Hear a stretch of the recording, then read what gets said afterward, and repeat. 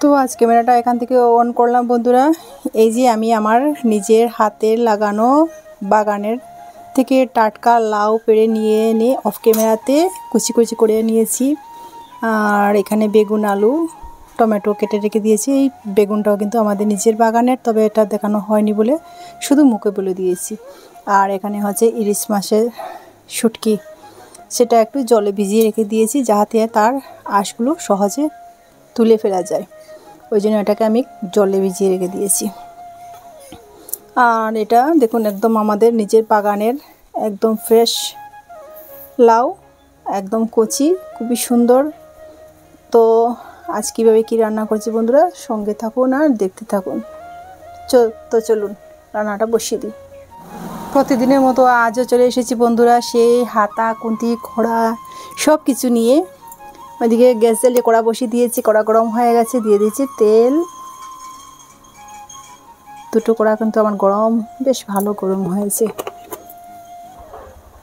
ওই কড়াতে আমি দিয়ে দিচ্ছি সে আগের থেকে কেটে রাখা লাউ।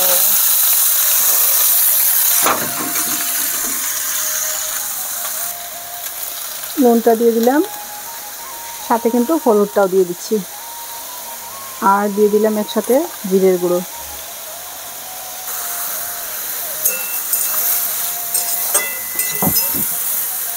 দেখে রাখছি।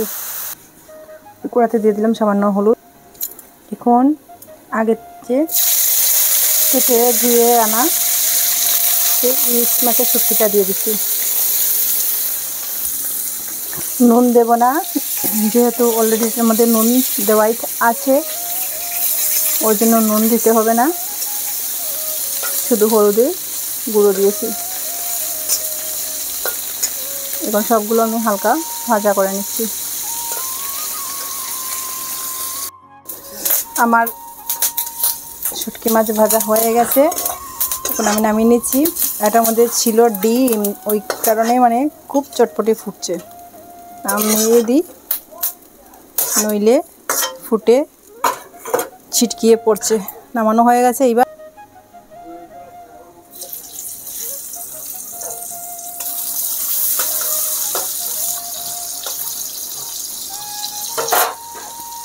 পেঁয়াজটা ভাজা হতে থাক।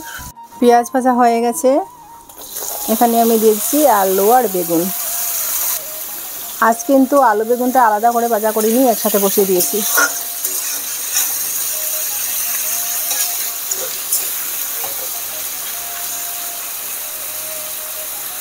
সামান্য ভাজা হতে থাক, তারপর মশলা এক এক করে দিয়ে দেবো। ওইদিকে বেগুনটা সামান্য ভাজা হয়ে গেছে, এখন আমি এটাতে দিয়ে দিচ্ছি হলুদের গুঁড়ো, আর দিচ্ছি হচ্ছে লঙ্কার গুঁড়ো। সামান্য ঝাল দেবো, ওই জন্য একটু বেশি করে লঙ্কার গুঁড়ো দিয়েছি। আর এখানে টমেটো আর সরষে পেস্ট করে রেখে দিয়েছিলাম, সেটা দিয়ে দিচ্ছি। এখন মশলা দিয়ে কষিয়ে নিই। নুন দেইনি বন্ধুরা, নইলে একদম ঘাটা ঘাটা হয়ে যাবে। একসাথে বসিয়ে দিয়েছি, আলাদাভাবে ভাজা করিনি।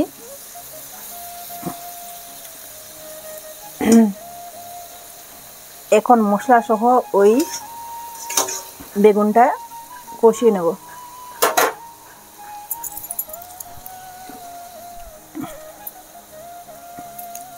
ওইদিকে আমার লাউটা কি হচ্ছে দেখি। আগে থেকে বেঁচে রাখা মাছের মাথাটা দিয়ে দিচ্ছি। এই মাথাটা কিন্তু আমি গতকাল ভাজা করেছিলাম, সেটা ভাজা করে রেখে দিয়েছিলাম ফ্রিজে।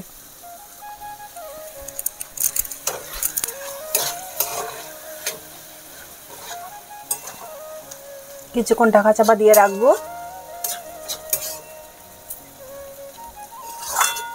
যেহেতু গাছের কচি লাউ ওই জন্য একদমই সেদ্ধ হয়ে অল্প হয়ে গেছে।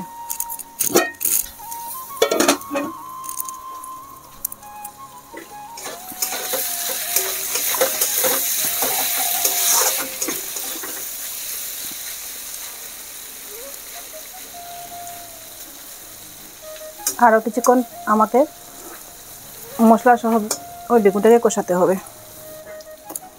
এখন আমি নুনটা দিচ্ছি বন্ধুরা।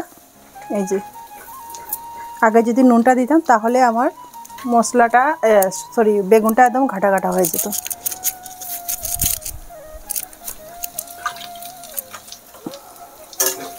তো ওই আমি ঘাটা মানে সবজিটা নাড়াতে না কষাতে কষাতে আমি আমার নিজের পরিচয় দিই। নমস্কার বন্ধুরা, কেমন আছেন?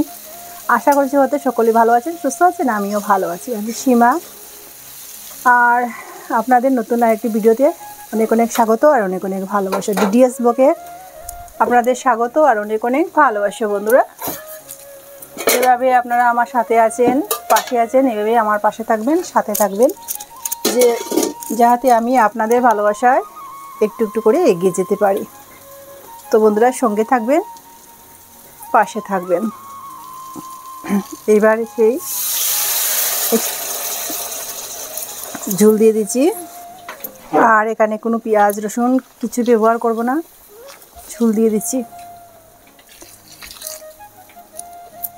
গরম জল দিয়েছি ওই জন্য তাড়াতাড়ি বলক উঠে গেছে। আজকে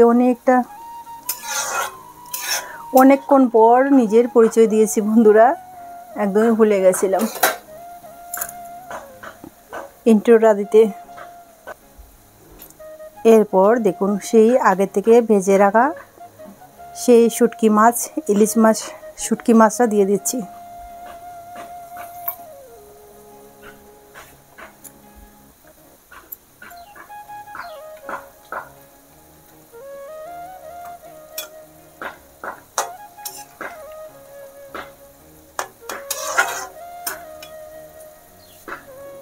সামান্য ঝোল দেব,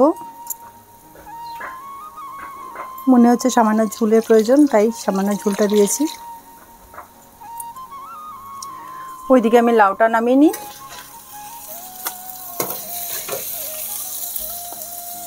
মাথাটা ভাঙবো না বন্ধুরা, যদি ভাঙি তাহলে আমার হাজবেন্ড খাবে না, কাটা কাটা লাগলে ও খেতে চায় না।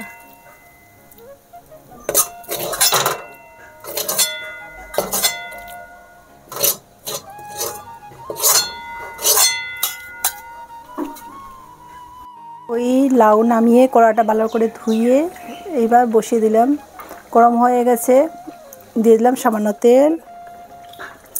আমার তেলটা গরম হয়ে গেছে, দিয়ে দিচ্ছি শুকনো লঙ্কা, ছোটো একটা তেজপাতা, আর দিচ্ছি এখানে মেথি আর কালো জিরে ফোড়ন দিয়ে। ফোড়ন হয়ে গেছে, আগে যে আমার লাউ করে গেছিলাম সেই লাউটা এখন দিয়ে দিলাম।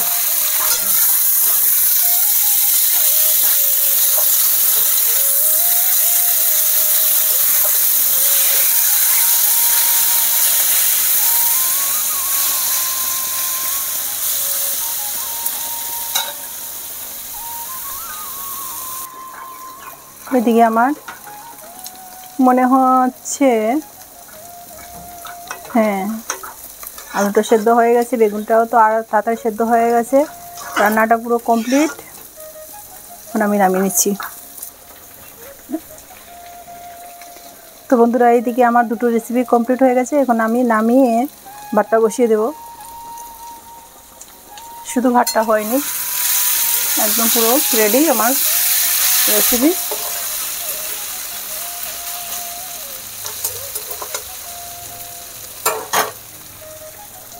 রান্নাবান্না কমপ্লিট হয়ে গেছে, এখন আমি ভাতটা বসিয়ে দিয়েছি।